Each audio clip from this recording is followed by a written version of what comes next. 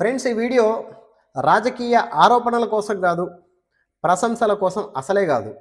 కృతజ్ఞత చెప్పడానికి, ఒక నిజాన్ని ప్రజల ముందుకు తీసుకురావడానికి ఈ వీడియో చేస్తున్నా. మొన్న ఆంధ్రప్రదేశ్ ఉప ముఖ్యమంత్రి, జనసేన పార్టీ అధినేత శ్రీ పవన్ కళ్యాణ్ గారు మన కొండగట్టుకొచ్చి 35 కోట్ల రూపాయల అభివృద్ధి పనులకు శంకుస్థాపన చేసి వెళ్ళిపోయారు. ఈ ఒక్క కార్యక్రమంతో ఈరోజు మన కొండగట్టు అని అంటే తెలుగు రాష్ట్రాల్లో తెలియని ప్రజలు లేరు. అట్లనే మన చుట్టూ ఉన్న రాష్ట్రాలకు కూడా ఈరోజు కొండగట్టు గురించి తెలుసుకుంటున్నారు. అయితే ఇక్కడే నేను ఒక స్పష్టమైన ప్రశ్న వేస్తున్నా. మన తెలంగాణ వచ్చిన తర్వాత 10 సంవత్సరాలు అధికారంలో ఉన్న టీఆర్ఎస్ ప్రభుత్వం, 2 సంవత్సరాలుగా అధికారంలో ఉన్న కాంగ్రెస్ ప్రభుత్వము మన కొండగట్టు గురించి ఇంత పెద్ద స్థాయిలో ఎందుకు ఆలోచించలేకపోయాయి? ఇది రాజకీయ ప్రశ్న కాదు, ప్రజల నుంచి వస్తున్న ప్రశ్న.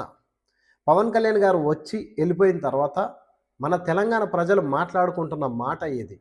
పవన్ కళ్యాణ్ గారు తెలంగాణ సీఎం కాదు, తెలంగాణలో ఓట్లు అడగాల్సిన అవసరమూ లేదు. అయినా కూడా కొండగట్టు అభివృద్ధి బాధ్యత తీసుకున్నారు.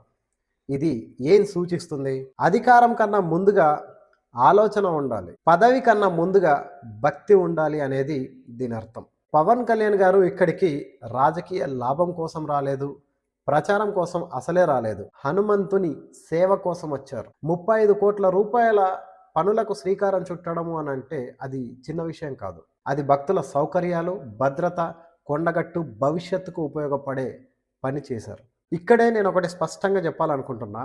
తెలంగాణలో ఉండి తెలంగాణను పాలించిన వాళ్ళు చెయ్యలేని పని తెలంగాణ వెలుపల ఉండి పవన్ కళ్యాణ్ గారు చేసి చూపించారు.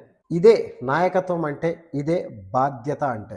కాబట్టి నేను ఈరోజు మా తెలంగాణ రాష్ట్ర ప్రజల తరఫున, హనుమాన్ భక్తుల తరఫున, ముఖ్యంగా నిర్మల్ జిల్లా జనసేన కార్యకర్తగా నేను శ్రీ పవన్ కళ్యాణ్ గారికి కృతజ్ఞత తెలియజేస్తున్నా. నిజంగా సార్, మీరు చేసిన ఈ కొండగట్టు అభివృద్ధి పనులు ఏవైతే ఉన్నాయో అది ఒక చరిత్రలో ఉండిపోయే పనులు మీరు చేయడం జరిగింది.